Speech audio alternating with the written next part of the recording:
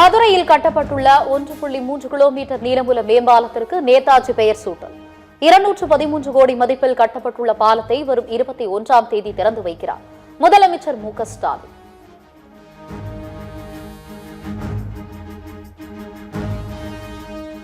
Dengue பாதிப்பை கட்டுப்படுத்தாமல் மக்களின் உயிரோடு திமுக அரசு விளையாடுவதாக எடப்பாடி பழனிசாமி கண்டனம்.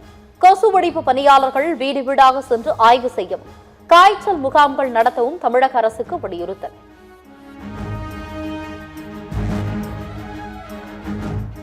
சென்னை பசுமை வழி சாலையில் எடப்பாடி பழனிசாமியுடன் நயினார் நாகேந்திரன், எல் முருகன் திடீர் சந்திப்பு.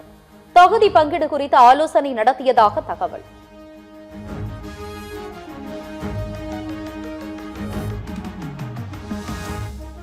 மு.க. அழகிரியின் தீவிர ஆதரவாளரும் மதுரை முன்னாள் துணை மேயருமான மன்னன் அதிமுகவில் இணைய உள்ளதாக தகவல். திமுகவில் மீண்டும் இணைவதற்காக எடுத்த முயற்சிகள் தோல்வியடைந்த நிலையில் முடிவு.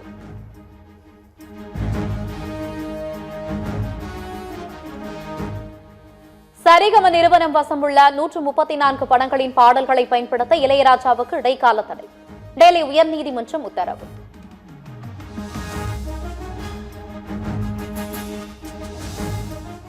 தகுதி தராதரம் இல்லை என்றால் ஓடிவிடுங்கள். சென்னை பல்லாவரத்தில் நடைபெற்ற மாணவரணி பொதுக்கூட்டத்தில் அன்புமணி ஆவேசம்.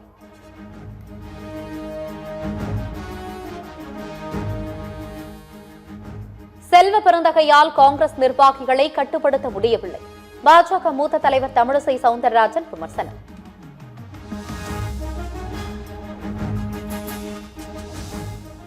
கே.சி. வேணுகோபால் போன்ற ரவுடியை சர்தார் பட்டேல் ரேஞ்சுக்கு வளர்த்துவிடும் காங்கிரஸ் கட்சியின் நிலையை கற்பனை செய்து கூட பார்க்க முடியவில்லை.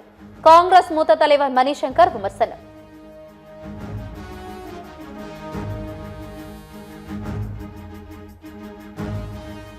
தை முடிந்து மாசி பிறந்துவிட்டது, அடுத்த கட்ட நடவடிக்கை என்ன என கேள்வி எழுப்பிய செய்தியாளர்.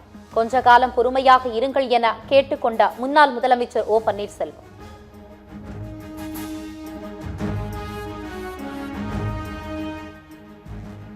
தமிழ்நாட்டை அடுத்து புதுச்சேரியிலும் தாவேகாவுக்கு விசில் சின்னத்தை ஒதுக்கியது தேர்தல் ஆணையம். மொத்தமுள்ள 30 தொகுதிகளுக்கும் பொது சின்னமாக விசில் ஒதுக்கீடு.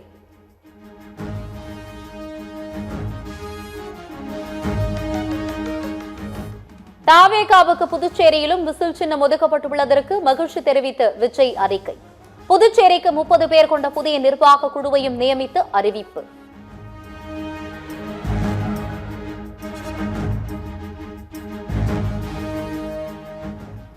கூட்டணி ஆட்சி என்று சொல்லும் பாஜகவை எதிர்க்கும் திராணி எடப்பாடி பழனிசாமிக்கு இருக்கிறதா? மார்க்சிஸ்ட் கம்யூனிஸ்ட் கட்சியின் மாநில செயலாளர் பே. சண்முகம் கேள்வி.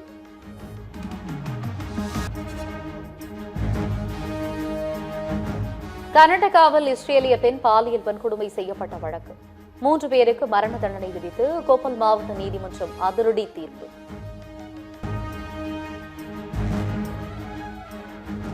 புதிய ஸ்டார்லிங் செயற்கைக்கோள்களின் தொகுப்பை வெற்றிகரமாக விண்ணில் செலுத்தியது ஸ்பேஸ் எக்ஸ் நிறுவனம்.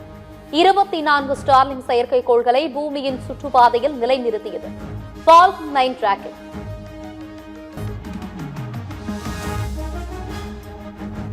பாகிஸ்தானில் மோட்டார் சைக்கிள் வெடிகுண்டு வெடித்து 2 பேர் உயிரிழப்பு, 17 பேர் காயம்.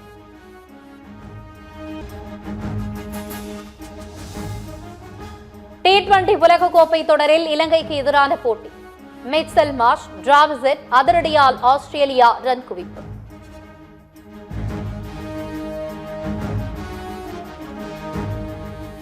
இத்தாலி அணிக்கு எதிரான T20 உலகக்கோப்பை லீக் போட்டி.